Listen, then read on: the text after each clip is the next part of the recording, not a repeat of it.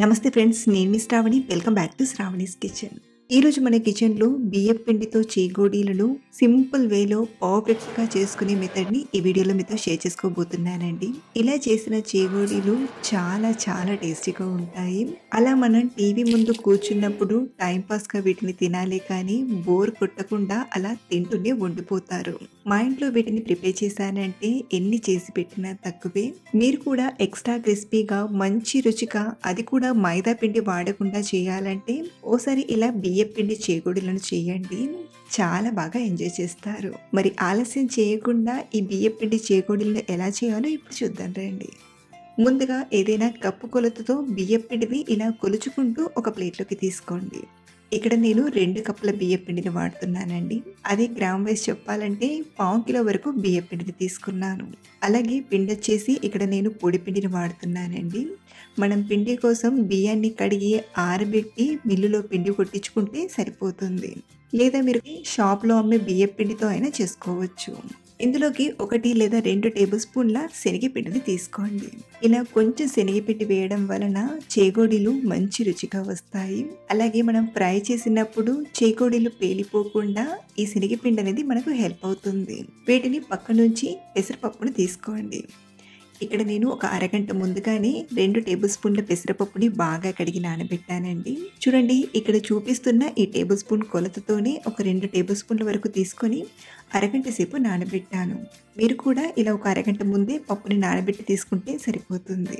ఇప్పుడు మనం ఏ కప్పుతో అయితే పిండిని కొలిచి తీసుకున్నామో ఇదే కప్పు కొలతతో నీళ్ళను కూడా కొలుచుకుంటూ ఒక 2 కప్పుల నీళ్ళను ఇలా ప్యాన్లోకి తీసుకోండి. అలాగే ఇందులోని నానబెట్టిన పెసరపప్పుని కూడా నీళ్లు పడకుండా తీసుకోండి. ఇప్పుడు ఇందులోకి రుచికి సరిపడా ఉప్పుని, 1 టీ స్పూన్ కారం, 1 టీ స్పూన్ వాముని, అలాగే ఒక 1/2 టీ స్పూన్ వంట సోడాను తీసుకోండి. ఇలా కొంచెం వంట సోడా వేయడం వలన మనం చేసే ఈ చేగోడీలు ఎక్స్ట్రా కరకరలాడుతూ వస్తాయి. అలాగే ఇందులోనే ఒక 2 టేబుల్ స్పూన్ల బటర్ని తీసుకోండి.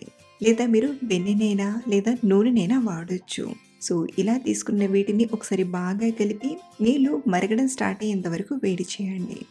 మరి ఎక్కువసేపు మరిగించాల్సిన అవసరం లేదు. ఎప్పుడైతే ఇలా జస్ట్ ఉడకడం స్టార్ట్ అవుతుందో అప్పుడు ఇందులోకి మనం బియ్య పిండిని తీసుకుందాం. బియ్య పిండిని ఇలా మొత్తం తీసుకున్నాక స్టవ్ ఆఫ్ చేసేసి అంతా కలిసేలా బాగా కలపండి. ఇక్కడ మనం నీళ్ళను కరెక్ట్గా కొలిచి తీసుకున్నాం కాబట్టి మనం తీసుకునే ఈ పిండికి బాగా సరిపోతాయి. ఇలా ఒకసారి అంతా కలిసేలా బాగా కలిపి ఇప్పుడు మూత పెట్టి ఒక 5-10 నిమిషాలు, అంటే ఇది కొంచెం చల్లారేంత వరకు పక్కనుంచండి. 10 నిమిషాల తర్వాత ఈ ప్యాన్ని పక్కకు తీసుకొని కలిపి తీసుకుందాం. కంప్లీట్గా చల్లారిపోలేదండి, ఇంకా కొంచెం గోరువెచ్చగా ఉంది. అలాగే మనం ఇలా కలిపేటప్పుడు మళ్ళీ నీళ్లు వేయాల్సిన అవసరం లేదు. మనం ముందుగా తీసుకున్న నీళ్ళే కరెక్ట్గా సరిపోతాయి. ఇన్ కేస్ మీరు ఇలా కలిపేటప్పుడు మరీ పొడి పొడిగా అనిపించినా, ముద్ద కట్టడం అంత బాగా రాకపోయినా లైట్గా నీళ్లను చల్లుతూ అయినా లేదా చేతిని తడి చేసుకునైనా బాగా కలపండి. మనకు స్టార్టింగ్ కొంచెం పొడి పొడిగా అనిపిస్తుంది కానీ ఒక 2-3 నిమిషాలు ఇలా ప్రెస్ చేస్తూ కలిపేసరికి ఇదంతా ఒక ముద్దలా వస్తుంది. సో ఇలా పిండి ముద్ద వచ్చేంత వరకు బాగా కలిపాక చూడండి, మనకు కన్సిస్టెన్సీ కూడా ఇలా కొంచెం సాఫ్ట్గా ఉండాలి. మరీ ఎక్కువ సాఫ్ట్ కూడా ఉండద్దు. ఇక్కడ వీడియో క్లిప్లో చూపిస్తున్నట్టుగా కలిపితే సరిపోతుంది. ఇప్పుడు కొంచెం కొంచెంగా పిండిని తీసుకుంటూ మిగతా పిండి ఆరిపోకుండా కవర్ చేసి పక్కనుంచండి. ఇప్పుడు మనం చేగోడీలను ఇలా ఏదైనా టేబుల్ పైన కానీ లేదా ప్లేట్ పైన కానీ చాపింగ్ బోర్డ్ పైన కానీ ఇలా రోల్ చేస్తూ చేగోడీలా చుట్టి తీసుకుందాం. ఇలా బాగా రోల్ చేసి ఇలా ఫింగర్కు చుట్టి అడ్జెస్ అనేవి ఊడిపోకుండా 2 అడ్జెస్ని బాగా కలిపి ఒక ప్లేట్లోకి తీసుకోండి.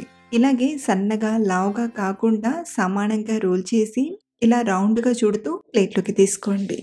అలాగే ఇలా మనం చేగోడీలను చుట్టేటప్పుడు విరిగిపోయినట్టుగా సరిగ్గా షేప్లో రౌండ్గా రాకపోతే పిండి అనేది కొంచెం పొడిగా ఉందని అర్థం. అలాంటప్పుడు మీరు కలిపిన దానికంటే పిండిని కొంచెం సాఫ్ట్గా కలుపుకొని ఆ తర్వాత ఇలా చేగోడీలో చుట్టండి. పిండి మరీ గట్టిగా డ్రైగా ఉన్నా మనం ఇలా రౌండ్గా చేగోడీలు చుట్టేటప్పుడు విరిగిపోయినట్టుగా అయిపోతుంది కాబట్టి అలాంటప్పుడు మీకు టిప్ అనేది యూస్ అవుతుంది. సో ఇదే విధంగా మనం కలిపిన పిండి మొత్తం కూడా రౌండ్గా రోల్ చేస్తూ చేగోడీలో చుట్టి తీసుకోండి. చూడండి, ఇక్కడ నేను అన్ని రింగుల్లా చుట్టి తీసుకున్నాను. సో ఇలా అన్నిటినీ ప్రిపేర్ చేశాక ఇప్పుడు వీటిని ఫ్రై చేయడానికి మరో పక్కన డీప్ ఫ్రైకి సరిపడా ఆయిల్ని తీసుకొని బాగా వేడి చేయండి. ఆయిల్ బాగా వేడయ్యాక ఇప్పుడు మంటను మీడియం ఫ్లేమ్‌లోకి అడ్జస్ట్ చేసి, ఇందులోకి సరిపడన్ని చేకోడీలని తీసుకుందాం. ఇలా తీసుకున్న చేకోడీలను వెంటనే కదిపామంటే విరిగిపోతాయి. ఏమైనా ఇలా పైపైన ఉంటే స్లోగా స్పూన్‌తో ఇలా పక్కకు ఆయిల్‌లో పడేటట్టుగా తీసుకొని, వీటిని ఇలాగే ఒక 2 నిమిషాలు ఫ్రై చేశామంటే వీటి షేప్ అనేది సెట్ అవుతుంది. ఆ తర్వాత మనం స్లోగా టర్న్ చేస్తూ క్రిస్పీగా వచ్చేంత వరకు బాగా ఫ్రై చేయాలి. అలాగే మనం వీటిని ఎంతసేపు ఫ్రై చేసినా కలర్ అనేది పెద్దగా మారదు. కాబట్టి ఈ పైన నురగొస్తుంది కదా! ఈ నురగనేది కంప్లీట్‌గా తగ్గిపోయేంత వరకు మంటను మీడియం ఫ్లేమ్‌లో ఉంచి ఇలా టర్న్ చేస్తూ బాగా ఫ్రై చేయండి. ఇవి ఎలా అయితే ఫ్రై అవుతాయో అలా క్రిస్పీగా, అలాగే పైన వచ్చే నురగనేది తగ్గిపోతుంది. చూడండి, కాసేపు ఇలా ఫ్రై చేసేసరికి పైన నురుగనేది కంప్లీట్‌గా తగ్గిపోయింది కదా! ఇలా వచ్చిందంటే చేగోడీలు బాగా ఫ్రై అయినట్లు. ఇప్పుడు ఈ చేగోడీలను జాలిగరిటెతో తీసుకుంటూ ఒక ప్లేట్‌లోకి తీసుకుందాం. ఇదే ప్రాసెస్‌ని కంటిన్యూ చేస్తూ మనం చేసిన చేగోడీలన్నిటిని కొంచెం కొంచెంగా తీసుకుంటూ ఫ్రై చేసి తీసుకోవడమే. ఇలా మనం బియ్యపు పిండితో మంచి టేస్టీగా ఎక్స్ట్రా కరకరలాడుతూ చాలా ఈజీగా చేసుకోవచ్చు. ఈ ప్రాసెస్‌తో చేస్తే మైదా పిండితో చేసిన చేగోడీల కంటే కూడా ఈ చేగోడీల టేస్ట్ చాలా చాలా బావుంటాయి. టీ టైమ్ స్నాక్స్‌గా అయినా లేదా పండగలప్పుడు పిండి వంటల్లోకైనా ఇలా సింపుల్‌గా ప్రిపేర్ చేసుకోవచ్చు. సో, మీరు ఈసారి చేగోడీలను చేసేటప్పుడు ఈ టెక్నిక్‌తో ట్రై చేసి చూడండి. చాలా పర్ఫెక్ట్‌గా చేసేస్తారు. అలాగే మీరు ట్రై చేశాక మీకెలా కుదిరాయో కింద కామెంట్‌లో చెప్పడం మర్చిపోవద్దు. Thank you for watching.